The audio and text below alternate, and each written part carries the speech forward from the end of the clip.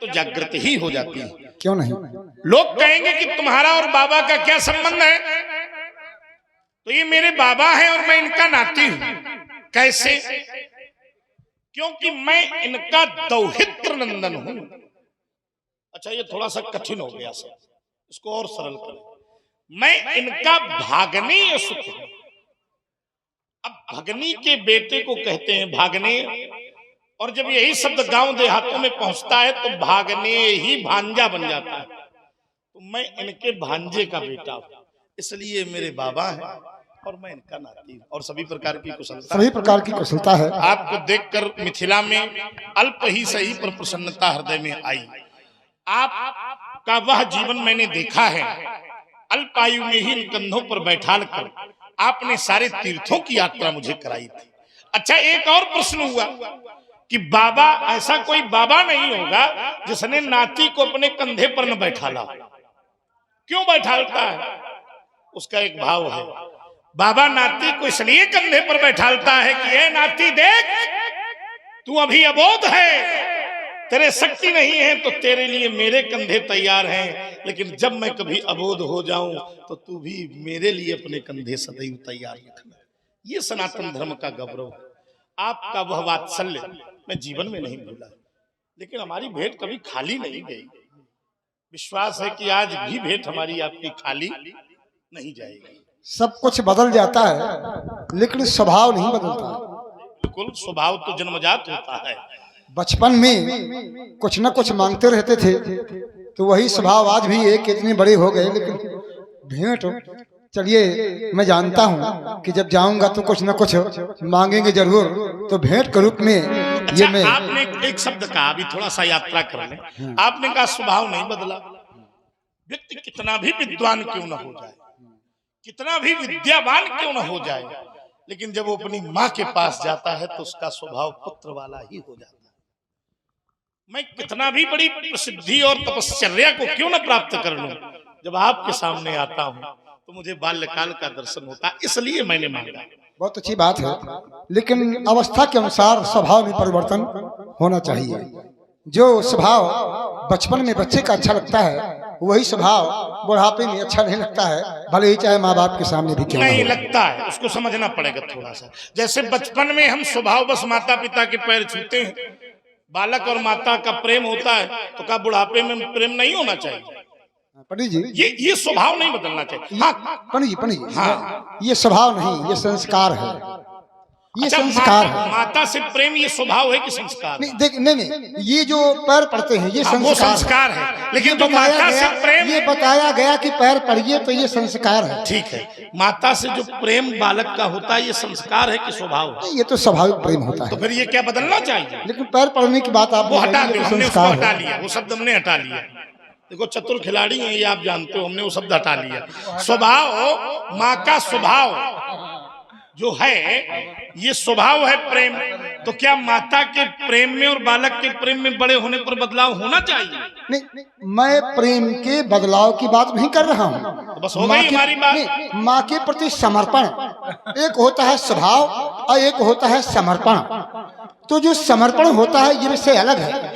हमारे सिद्धांतों में हमारे आचार्यों ने समर्पण की बात कही है कि माँ बाप के प्रति समर्पित होना चाहिए। बहुत सीधे सीधे स्वीकारी कि माँ के प्रति बच्चे का प्रेम स्वभाव है, समर्पण होना चाहिए, स्वभाव है, और वही प्रेम अंत समय तक बना रहना चाहिए। तो इसलिए अब बताओ क्या दे रहे थे आप हमको? भाई वही स्वभाव हमारा भी आपके प्रति प्रेम वाला है, तो कैसे बदल जाए? उस पर चर्चा इसलिए नहीं होनी चाहिए क्योंकि मैं जानता हूं, तभी तो लाया हूं कि स्वभाव परिवर्तन नहीं होता है। आपने कह दिया था कि नहीं हो जाना चाहिए, इसलिए हमने थोड़ा तर्क रख दिया। क्योंकि आप खड़े हो इसलिए रख दिया। हो जाना चाहिए, अन्न होता तो हम न रखते। हो जाना चाहिए ये मैं फिर भी कह रहा हूँ, लेकिन स्वभाव इतना कठिन होता है कि नहीं परिवर्तन हो पाता है। आओ युगल कुमारो, ये मुनिवर श्री परशुराम जी रेणुका नंदन जाम जगने, इनके चरणों में प्रणाम करो और आशीष प्राप्त करो। पद सरोज मेरे दो भाई, इनके वस्त्र अलंकरण, मस्तक पर लगा मुकुट, मुकुट पर लगी किरीट, किरीट पर लगी मणि, बार बार बता रही है किसी राजघराने के। प्रणाम करने का तरीका यह बता रहा है कि आचरण भी बहुत अच्छा है। लड़का तो बहुत नीक है, जब ये हमको इतने अच्छे लगे हैं तो मेरा विश्वास कहता है कि जब आपने इनको पहली बार देखा होगा तो बहुत अच्छे लगे। क्यों नहीं? जब हमें तुम्हें इतने अच्छे लगे हैं तो अपने पिता को कितने प्राण प्रिय नहीं होंगे। बिल्कुल सत्य है। जब ये पिता को प्राण प्रिय है तो जब तक इनके पिता से जबरदस्ती नहीं की गई होगी तब तक उन्होंने अपने से अलग भी नहीं किया होगा। ऐसा भी है। कहां से मांगी लाए? मैं लाया हूँ वाह, अयोध्या से। गजब। क्योंकि पता नहीं क्यों जब जब मुझे आवश्यकता पड़ती है तो मैं अयोध्या ही जाता हूँ। अच्छा, आप एक बार और अयोध्या गए थे? हाँ। उस समय क्या आवश्यकता के लिए गए थे कि कोई दूसरा कार्य था? नहीं, वो समय बात दूसरी थी। तो फिर ये क्यों कह रहे हो जब जब आवश्यकता पड़ती है तो अयोध्या जाते? नहीं, आवश्यकता का अर्थ ये होता है कि वहाँ हमें ये काम करना है, वहाँ के बगैर हमारा काम चलने वाला नहीं है, उसे आवश्यकता कहते हैं। देखो, वो इतना गूढ़ रहस्य है कि उसको अगर बताएंगे तो कम से कम आधा घंटा समय लग जाएगा। हाँ, लेकिन इनका मैं बता रहा हूँ हाँ। कि ये राम लखन दशरथ के ढोटा, राम और लखन ये चक्रवर्ती नरेश दशरथ जी के पुत्र हैं। गजब हो गया। राम लखन बहुत सुंदर, ये बड़ा दिव्य नाम है। दशरथ का सौभाग्य है कि वशिष्ठ की कृपा से इन्हें वो नाम प्राप्त हुआ है जिस नाम को भगवान शंकर नित्य गाया करते हैं। क्या गाते हैं व्यास जी? आओ, चूंकि ये पंडित जी की पुरानी परंपरा का मंच है तो उनका एक गीत गुनगुनाई देते हैं। क्या क्या गाते थे भगवान शंकर? सदा बनाते अरे बिगड़े काम,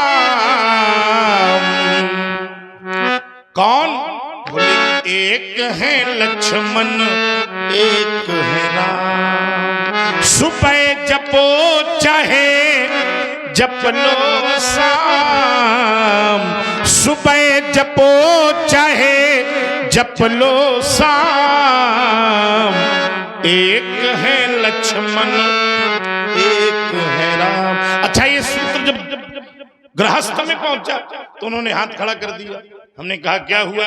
गृहस्थों ने कहा रात को निंदिया और दिन भर काम, और कैसे जप ले लक्ष्मण राम। हमने कहा कोई समस्या नहीं है, हाथ से कर लो जग के काम, और जिसको जिसको भगवान ने मुंह दिया है तो हमारे साथ दोहराना, मुख से जप लो लक्ष्मण, मुख से जप लो लक्ष्मण। बड़े सुंदर बालक हैं, इनको आशीर्वाद दे रहा हूं।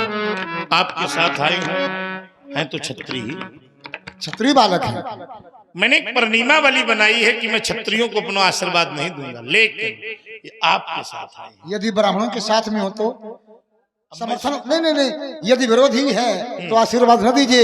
यदि वही छत्री ब्राह्मण के समर्थन में है तो क्या करेंगे आप? तो आज उस परिणीमावली को बदल रहा हूँ। ये अब आपका प्रेम है और नहीं तो क्या है, ये प्रेम के वशीभूत तो भगवान भी अपना नियम बदल लेते हैं। आज उस परिणीमावली को परिवर्तित कर रहा हूँ। राम श्याम गौर चित चौर विश्व में तुम्हारे इतने नाम होंगे कि जब शास्त्र को लिखना पड़ेगा तो कहेंगे बहुतानि नामानि सुतस्यते, इनके नाम अनेक अनूपा। लेकिन जब कोई प्रेमी तुम्हारा स्मरण करेगा राघव तो वो तुम्हें चित चोर की संज्ञा से अलंकृत करेगा। श्याम गौर चित चौर विश्व में रवि शशि समद्युतिमान बनो, और बेटा यह जगत चले पीछे पीछे, तुम युग युग के भगवान बनो। दो अक्षर का नाम तुम्हारा अक्षय हो अक्षार करे, नाम स्मरण मात्र से ही यह जीव जगत भव पार करे। तो भारत की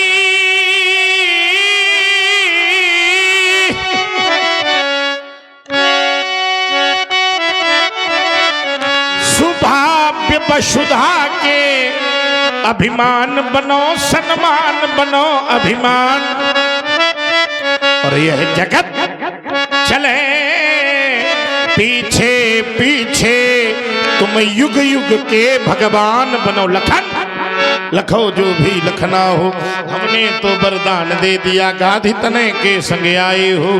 इस जीवन का जप शुभम मस्तु कल्याण मस्तु। ले जाइए गाड़ी।